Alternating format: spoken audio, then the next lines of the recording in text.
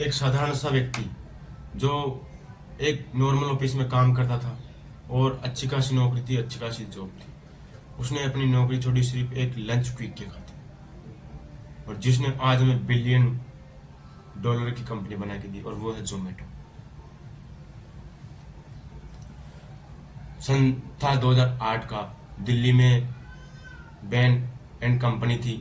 दोपहर का खाने का समय, और लोग खाना ऑर्डर करने के लिए लाइन में लगे हुए थे, लंबी कतार में।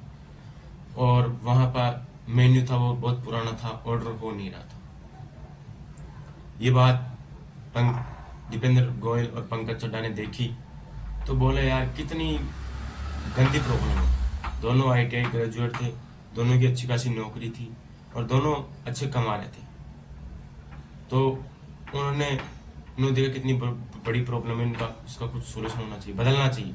उन्होंने उसी कंपनी, दिल्ली की सबसे बड़ी कंपनी, वहाँ पे एक वेबसाइट बनाई जहाँ पे गुड़गांव की लगभग सभी जो होटलें थी, जो कंपनियां थी, उनके सब मेन्यू चार्टर थे। और उन्होंने जो पहली वेबसाइट बनाई उसका नाम था foodlet.com। बस यहीं से हुई उनकी जर्नी शुरू, और धीरे धीरे धीरे धीरे बिजनेस शुरू हुआ और बढ़ा, और सिर्फ 9 महीनों में कंपनी इतनी फैल गई कि वह दिल्ली की NCR की सबसे बड़ी कंपनी बन गई, जिसमें लोग मेन्यू ऑनलाइन देख के खाना ऑर्डर करते थे। फिर यही से शुरू हुई उनकी जर्नी। फिर उन्होंने इसका नाम बदलकर फूड बे रख दिया, फूड बे रख दिया। तो फिर इसका नाम बदलकर उन्होंने सोचा कहीं ये eBay नाम है, eBay ये रिफ्लेक्ट करता है, तो हम इसका नाम जोमेटो रख देते हैं। तो उनका नाम उन्होंने पलट कर जोमेटो रख दिया। और सन था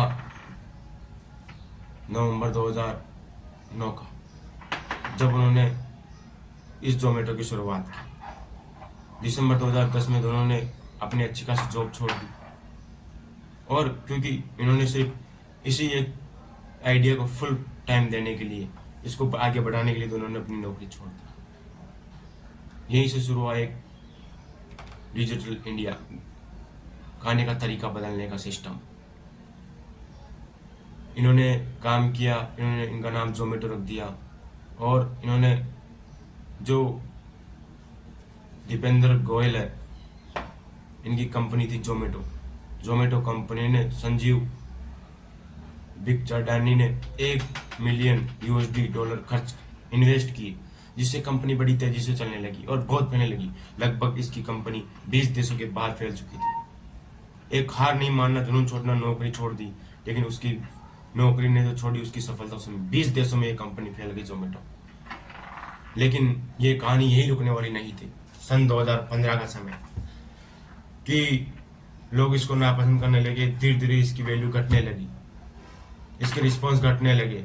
तो इन्होंने देखते हुए इस मुद्दे को कि इनकी जो मार्केटिंग है वो लो हो रही है, तो इन्होंने 300 एम्प्लॉय को अपनी कंपनी से निकाल दिया। सोचो उन एम्प्लॉय का, इन्होंने सपना लेके आया था कि हम जोमेटो में काम करेंगे, और उन्हीं को निकाल दिया गया।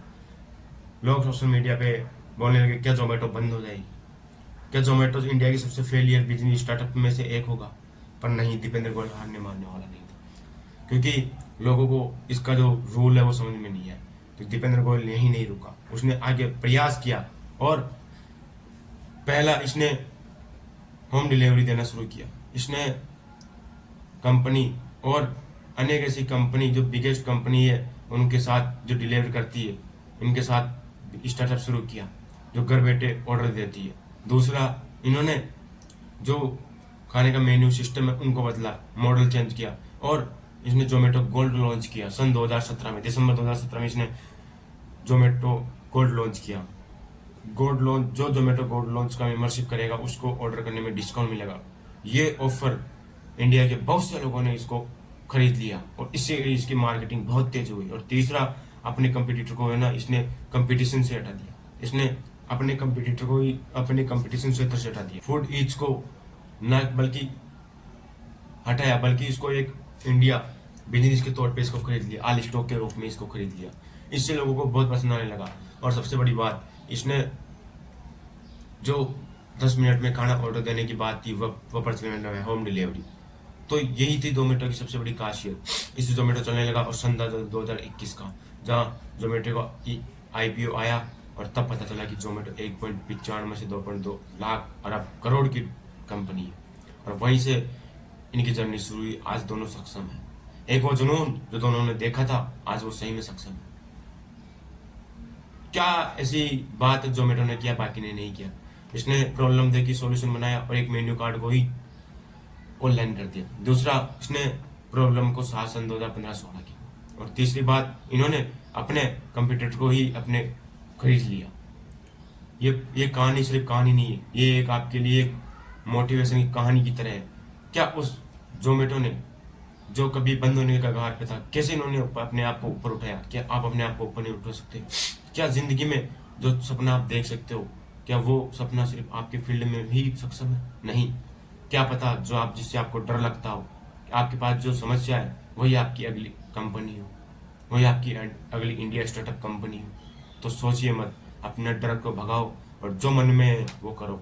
और दीपेंद्र गोयल की तरह हार मत मानो। जैसे जोमेटो का एक टाइम था जब बंद होने वाला था, और आज वो समय है जब इतनी बड़ी कंपनी है। तो आप खुद भी सोच सकते हो, अगर आज हम अपन को सक्षम नहीं है, तुम बस मेहनत करो, आगे जाके सक्षम हो जाओगे। और ये बात गारंटी के साथ मैं बोलता हूँ, अगर आप किसी एक फील्ड में मेहनत करोगे ना, तो वो कभी भी आपको पीछे नहीं धकेलेगा, हमेशा आपको आगे रखेगा। इसलिए ये कहानी सिर्फ जोमेटो की नहीं है, हर एक इंसान की है जो अपने फील्ड में फेलियर है, हर एक इंसान की है जो अपनी जिंदगी में फेल हो रहा है बार बार। तो सीखिए और आगे बढ़िए। क्या जोमेटो से हम कुछ नहीं सीखते? और आप कमेंट बॉक्स में जरूर बताना कि क्या आप भी अपना स्टार्टअप शुरू करना चाहते हैं, यस या नो?